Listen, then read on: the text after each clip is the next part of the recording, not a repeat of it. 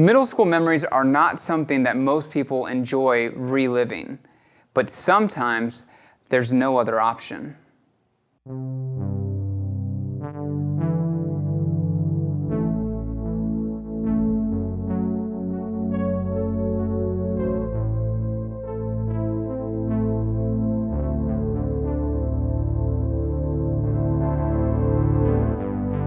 Hi, I'm Zach Marr from Alamo Music here in San Antonio, Texas. You can find us online at alamomusic.com. If you haven't already, hit the subscribe button, turn on your notifications. This is our Alamo Sound Lab channel where we talk about all things music tech related.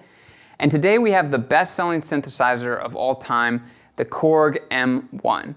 And what does that say about us as musicians? What does it say about us as a society? I'm really disturbed by the fact that this is the best-selling synthesizer of all time. And for some, it evokes feelings of nostalgia and feelings of kind of warmth, but for me, it just invokes the pain and suffering that is middle school life. In particular, the radio station 94.7, which was like the adult contemporary channel that my mom forced me to listen to when all I wanted was the grunge channel, the alt-rock channel 101X, and I had to listen to 94.7 and hear all the sounds of the Korg M1 over and over again across so many ballads and so much pop and soft house music and new age music and world music. It just, for me, it's a painful memory. I know a lot of people love this synth, and I'm kind of joking when I say, what does it say about us as a society, as musicians? But it's a strange beast, and we have to look at the history of where it fits into synthesizer history. And so the Korg M1 comes on the heels of the DX7 and continued the move away from analog synthesis and continued to contribute to the death of all things analog in the 80s. It came out in 1988 and it was produced for 7 years, which is a really long time for a synthesizer.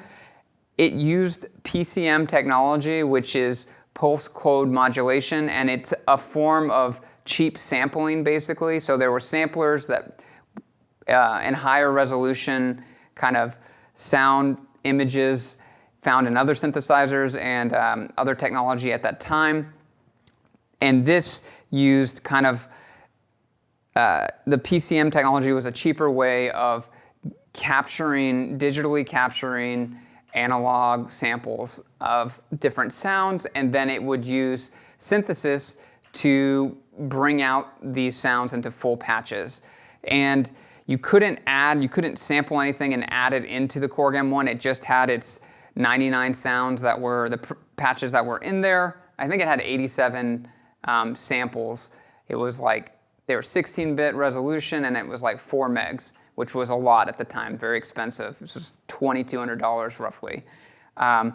But you couldn't add bass samples to generate patches. You could just work from what was within here. There was expansion cards that you could buy to add more samples in, but that was PCM technology. And you could also take the bass samples and use envelopes and LFOs to kind of create different patches, but for most people, they just use the kind of preset patches in here or the expansion and didn't get into kind of sound editing. So in many ways, this is a rompler and is the birth of romplers, which, it's more of a workstation than a synthesizer and more used to kind of as more used to just pick a patch, use it in a song, move on to the next patch. It's not as about sound synthesis as subtractive synths or even FM synths. So the Korg M1 displaced the DX7 as the best-selling synth of all time, and it's found all over the 90s, particularly the organ patch, which I'm not even going to play because it PTSD for me hearing that patch. You can find it in a million other places online.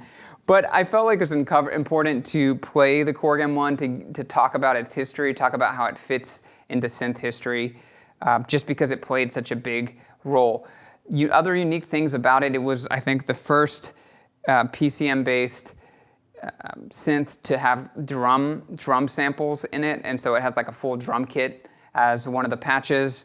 It also had velocity and aftertouch. It was 16-note polyphony, and I think you could stack patches up to 8, so you could get some pretty complex sounds by stacking patches. But you know, it is what it is. You'll hear it, you'll recognize it. You know, it has National Geographic, Enya vibes. It's got all sorts of fun stuff from the 90s that it'll probably trigger in your memory when you hear it. A lot of people, it's kind of having a resurgence in popularity. Prices on these have gone up. They cost $500 still, which to me is crazy for what this is. But there is something to be said for older digital technology and the way the signal path, its limitations, and the way that the audio signal is generated. Really, they have their own character. You know, it's not as clean, it's dirtier, it's lo-fi compared to modern romplers and modern synthesizers. And so they have their own character, even though this is fully digital. And it's somewhat interesting. So let's take a listen and we'll kind of wrap it up.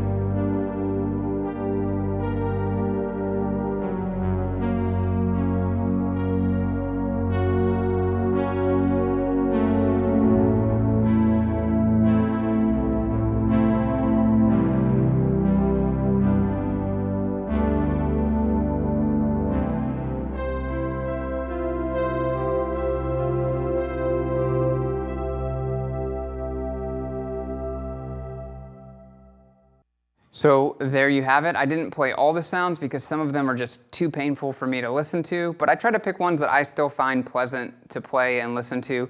It's not a terrible synth, it's not a terrible rompler. It's got its own kind of tone. I like the piano patches in there. They're kind of interesting to listen to. And some of the kind of paddy sounds, world paddy sounds, they're interesting. They're not the best, but they're interesting. A couple other interesting notes about this particular synthesizer. It was one of the first to include all the patches,